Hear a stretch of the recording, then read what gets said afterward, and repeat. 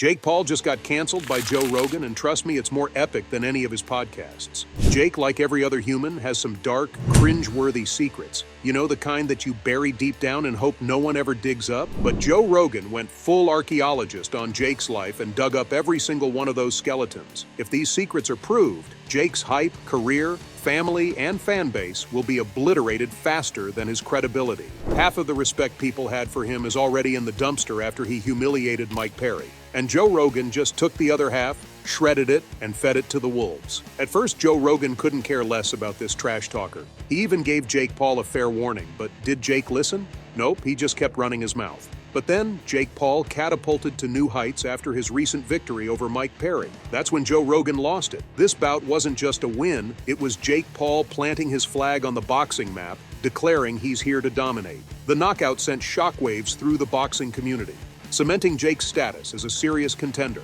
His ego, already the size of a small planet, has now reached the stratosphere. Jake didn't just beat Perry.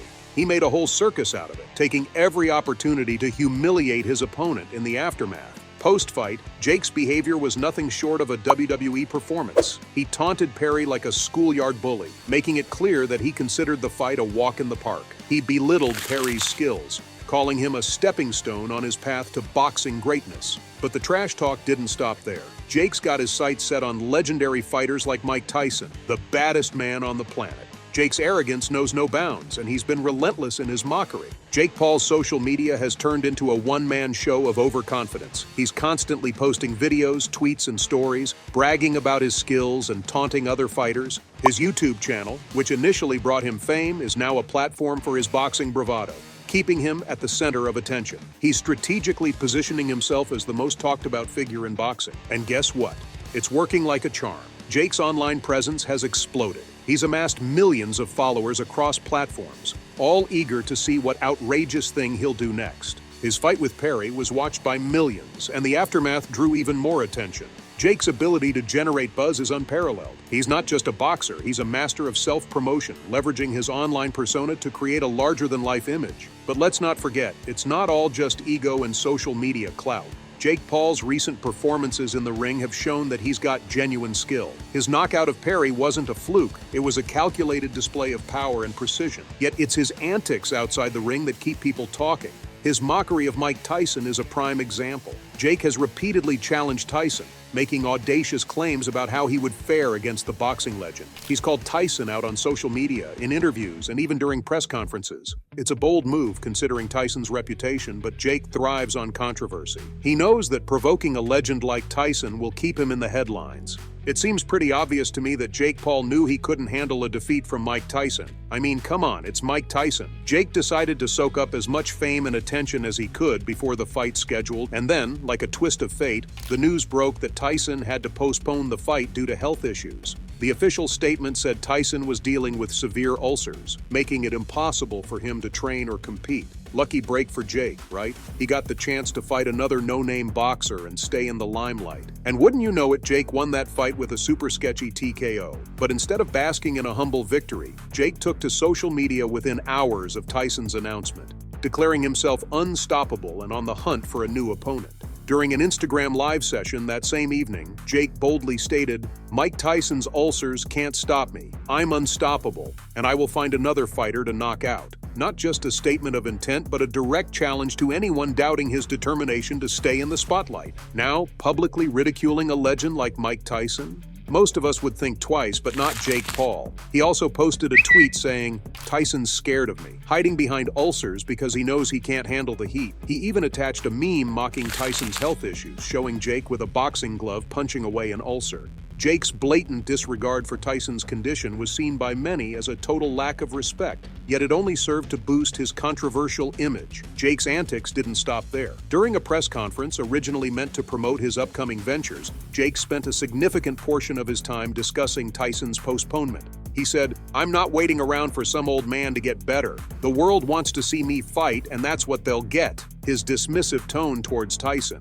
combined with his eagerness to find a new opponent, was a clear indication of his desperation to remain relevant and in the public eye. Jake's search for a new opponent was immediate and relentless. He had already called out several big names in the boxing world. He challenged MMA fighter Conor McGregor on Twitter, saying, "Looks like Tyson's out. The notorious MMA, you're up next. Let's give the fans what they want." This tweet sparked a flurry of media coverage, with sports outlets like ESPN and Bleacher Report. Jake's tactic was clear. Keep the momentum going by targeting high-profile fighters who could generate the same level of interest as Tyson. Jake also appeared on Logan Paul's podcast, Impulsive, where he discussed his options for a new opponent. He mentioned names like Nate Diaz and Tommy Fury, emphasizing that he wanted to fight someone who would keep the audience engaged. "I'm not just looking for any fight," Jake said. "I need a fight that's going to break the internet, that's going to keep everyone talking about me." His criteria were not based on the opponent's skill or ranking, but on their ability to create controversy and attract viewers. Jake's relentless pursuit of another high-profile fight was not just about maintaining his relevance, it was about solidifying his status as the most talked-about figure in boxing. He leveraged every opportunity to keep his name in the headlines, from provocative social media posts to strategic media appearances. The backlash didn't deter Jake. If anything, it fueled him. Jake held a live Q&A session on his YouTube channel, where he addressed the criticism head-on. "People can hate all they want," he said.